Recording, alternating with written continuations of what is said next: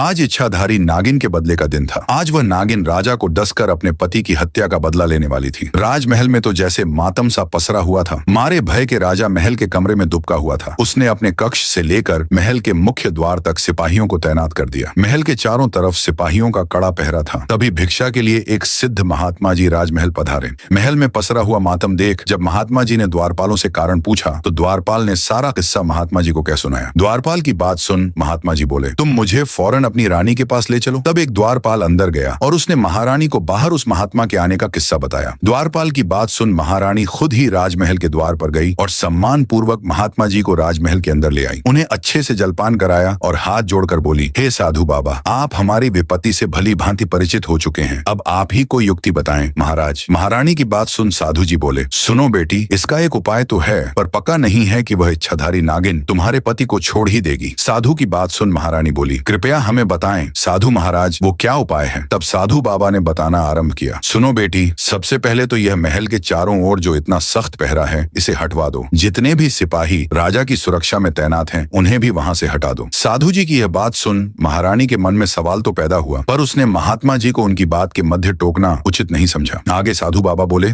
बेटी, वह कोई साधारण नागिन नहीं है, बल्कि एक इच्छाधारी नागिन है जो किसी का भी रूप ले सकती है। किसी भी द्वारपाल या सिपाही का जब वह महल के बाहर इतना कड़ा पहरा देखेगी तो अवश्य ही राजा महाराज को क्षति पहुंचाने की कोशिश करेगी। आगे साधु महाराज बोले, बेटी, आज नाग पंचमी का दिन है। तुम सूर्यास्त से लेकर मध्य रात्रि तक बिल्कुल अपने पति के कक्ष के सामने बैठकर नाग देवता की पूजा करना। अब जल्दी से सिपाहियों को जंगल भेज, वहां से सांप के छोटे छोटे बच्चों को मंगवा लो और राजा के कक्ष से लेकर महल के मुख्य द्वार तक थोड़ी थोड़ी दूरी पर छोटे बच्चों को बैठा देना, जो जंगल से लाए गए सांप के छोटे बच्चों को दूध पिलाएंगे। और अंतिम और सबसे जरूरी कार्य, महल के मुख्य द्वार से राजा के कक्ष तक सुगंधित फूल बिछवा दो। इतनी युक्ति बता साधु बाबा बोले, बेटी, बस एक यही रास्ता है जिससे उस इच्छाधारी नागिन का हृदय पिघल सकता है। कहते हैं बैरी यानी शत्रु का आदर करना चाहिए। इतनी बात बता साधु महाराज महल से चले जाते हैं। रानी ने साधु के बताए अनुसार ही सारी व्यवस्था कर दी। राजा की सुरक्षा में तैनात सभी सैनिकों को हटा दिया। महल के चारों ओर से भी सिपाहियों का पहरा हटवा दिया। राजा कक्ष से लेकर महल के मुख्य द्वार तक ताजे सुगंधित फूल बिछवा दिए और खुद राजा के कक्ष के द्वार पर बैठकर नाग देवता की पूजा करने लगी। जब रात्रि का पहला पहर शुरू हुआ तो वह इच्छाधारी नागिन राजा से